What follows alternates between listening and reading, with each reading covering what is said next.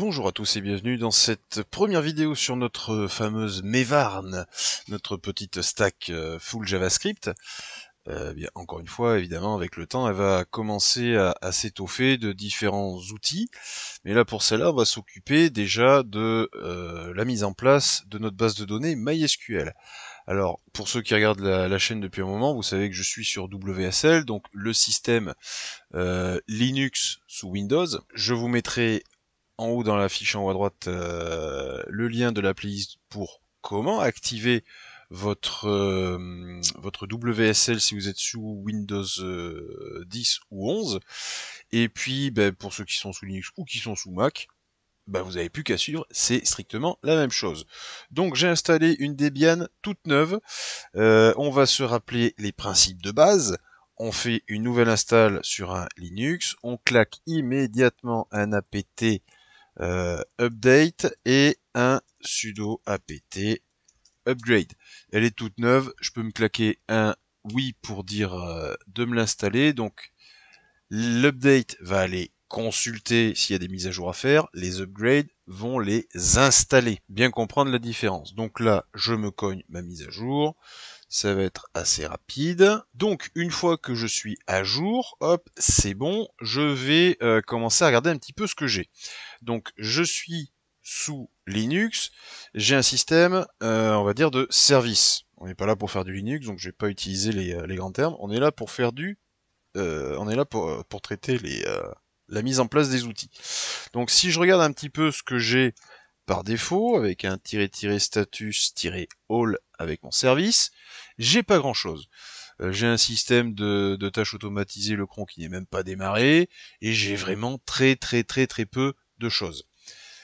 Même en termes de paquets, donc là je peux me faire un dpkg, non, on va faire un sudo apt list et je vais lui demander tout ce qui est installé. Bon, j'ai évidemment tout ce qui est le système Linux, mais il n'y a pas de base de données. Là j'ai énormément de librairies, j'ai pas de Mongo, j'ai pas de MySQL, j'ai pas de Git. Bon, il y a effectivement pas grand chose là-dessus. Alors, je vais tout nettoyer et on va commencer avec notre base de données MariaDB. Petit rappel, on a beaucoup entendu parler de MySQL. Qui s'écrit comme ceci. MySQL a été racheté par Oracle, du coup, on n'a plus tellement de versions gratuites complètes. Il y a un fork, une copie qui a été faite et qui est très bien entretenue, qui est donc MariaDB. C'est donc celle-là qu'on va utiliser. Donc, pour faire du simple, on fait un sudo apt install mariadb-serveur et on va se mettre aussi la mariadb-client. Et c'est parti. Oui, vas-y, tu me l'installes. Maintenant que le cut est fait, que l'installation est faite, je reviens en haut, pardon.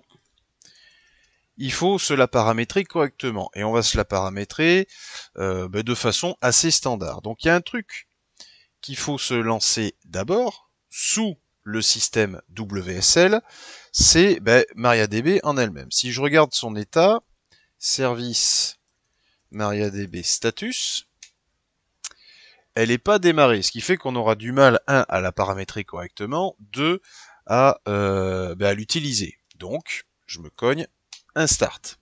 Et vous devrez le faire à chaque fois que vous démarrez votre WSL. Hein. Ça, c'est le problème de WSL. On n'a pas de système de démarrage automatique comme sous un vrai Linux à part entière. Donc, une fois que c'est fait, je vais me cogner un MySQL _secure _installation. Bien. Ça va nous lancer tout notre système. Le premier cas, c'est le mot de passe pour root. Attention, petit rappel, root est l'utilisateur administrateur de Linux. C'est un compte utilisateur qui a toute puissance, on l'utilise jamais, mais ce root là, c'est le root de la base de données. C'est pas du tout le même. Et lui en plus, on va le garder uniquement pour la maintenance, absolument pas du tout pour l'utiliser en tant que tel. Donc, je ne mets pas de mot de passe, je tape sur entrée, je laisse vide. Concernant l'Unix Socket, non, je n'en veux pas. Est-ce que je change le mot de passe pour root? Non plus. Il n'y en a pas. Est-ce que je supprime l'utilisateur anonyme? Oui, alors là je vais taper sur entrée parce qu'il y a soit yes ou no, et on voit que yes étant la lettre majuscule, c'est la valeur par défaut qui sera prise si je tape sur entrée. Donc je tape sur entrée parce que oui, je supprime l'utilisateur anonyme.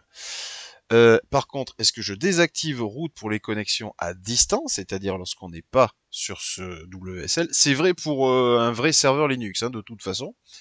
Oui, je le déconnecte. Route ne peut plus être utilisé pour se connecter. Il est réservé à la maintenance. On est bon. Il y a une base de test qui monte, je la supprime. Oui. Est-ce que je recharge le système de privilèges, c'est-à-dire les droits, puisque j'y ai touché? Oui. Voilà. MariaDB a eu sa première configuration. Alors maintenant, l'idée, c'est que chaque fois qu'on a un projet, on va y créer une base de données et un utilisateur pour cette base de données. Mais là, actuellement, je n'ai plus aucun privilège puisque route a été utilisé pour la maintenance, pour les backups, pour le système, etc. Donc, le premier truc qu'on va se faire, c'est se créer un utilisateur administrateur qui lui va pouvoir aussi créer d'autres utilisateurs. Et on va faire le cheminement. Donc, je me connecte avec MariaDB. Attention, là je suis sous route, comme si j'étais en train de faire une maintenance. C'est pas un problème pour l'instant, et c'est juste parce qu'on va créer l'utilisateur. Ce que je vais donc faire, c'est un administrateur qui peut se connecter qu'en local, certainement pas en dehors de mon Linux. Et lui, je vais lui donner le pouvoir de donner des privilèges. Vous allez comprendre. Donc, dans ce moteur de base de données, Maria, on va créer cet administrateur. Je vais y faire un grant all on toutes les bases de données qu'on créera ainsi que, toutes les tables qu'elle contiendra. Donc, c'est vraiment l'administrateur général. Identifié par son mot de passe. Alors, grant all to, l'utilisateur, faut le créer. Donc moi, je vais faire admin et il se connecte en localhost, c'est-à-dire le PC lui-même. Encore une fois, il ne peut faire que lorsqu'il est sur ce système Linux. Identifié donc par son mot de passe. Je suis en local, je suis en train de faire une stack pour développer. C'est pas quelque chose qui sera utilisé. Je peux me permettre d'être un peu permissif. Donc par habitude, j'ai un login, son mot de passe, c'est le login à l'envers, comme ça j'ai pas à m'en souvenir à chaque fois du mot de passe. Et je lui dis avec le grant option, c'est-à-dire que lui aussi il pourra donner des permissions avec le grant, exactement comme on a fait au début. Et toutes les lignes de commande dans MySQL, comme dans beaucoup de langages SQL, se terminent avec un point virgule. On a le query OK, ça y est, j'ai mon administrateur qui a été créé. On peut se le regarder vite fait. Alors là, je tape une commande SQL, hein, vous n'êtes pas obligé de vous la cogner. mysql.user, boum. Vous voyez, ici, j'ai mon administrateur. Et puis maintenant, je vais me créer une base de données, parce qu'il y aura des projets qui vont commencer, donc je vais me faire une première base de données. Je vais me faire un create database. Autant pour moi. Certainement pas ici, parce que là, je vous rappelle que je suis en route. Je m'en vais de là. Et maintenant, ce que je vais faire, c'est à chaque fois que vous avez un projet, à chaque fois, vous passez par ce côté-là. MySQL-u admin et -p sans rien. Du coup, il vous posera la question. Sinon, le mot de passe, il est en clair ici. Hein. Pas cool. Donc, je mets mon mot de passe et je retourne. Mais là, c'est l'utilisateur admin. C'est pas certainement pas le root de la base de données. Donc, je me fais un petit create database. On va faire la base de données Marcel. Très bien. Et maintenant, je vais créer un utilisateur qui sera l'administrateur uniquement de Marcel. Pas de MariaDB, mais uniquement de Marcel. Grant all on. Alors, de Marcel, on a dit, hein, donc c'est marcel.étoile. Il peut administrer les tables, mais que de Marcel. Tout, on va faire Roger. Hop. Toujours pareil, en localhost. Ah oui, mais je n'aurais besoin d'un. Donc, je vais mettre le pourcent pour dire de partout, c'est-à-dire même des systèmes extérieurs. Comme ça me permettra en local de pouvoir travailler proprement. Il est clair que sur un vrai serveur, ça sera jamais comme ça.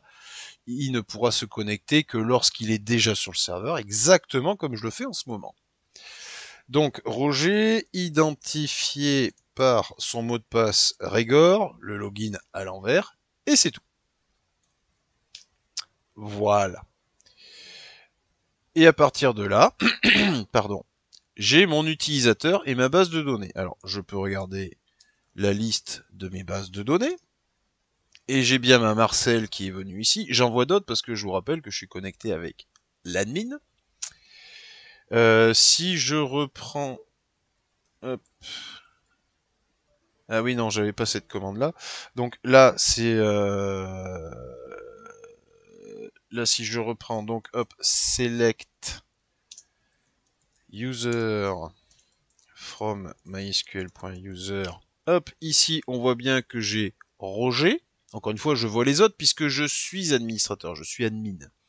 Si je veux maintenant voir les permissions de Rocher, pardon, je fais un show grant for. Alors, est-ce que ça suffira? Il faut que je lui dise. Non, c'est bon. Je peux me connecter avec mon mot de passe et j'administre uniquement Marcel, contrairement à admin qui lui administre la totalité de ma base de données. À partir de là, c'est tout bon, vous avez fini. Vous avez sécurisé votre MySQL en supprimant route du fait qu'il puisse se connecter. On a créé notre propre administrateur qui lui ne peut travailler qu'en local et il administre toute la base de données MariaDB.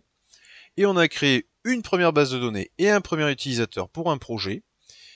Et cet utilisateur, Roger, n'administre que Marcel et uniquement Marcel. Il peut voir toutes les autres tables, ça c'est le point de l'astérisque ici. Mais en dehors de Marcel, il n'administre rien du tout. Voilà comment vous faites une MariaDB assez sécurisée, assez propre, que ça soit d'ailleurs en local pour faire un petit peu pour faire du dev, donc ça suffit bien largement.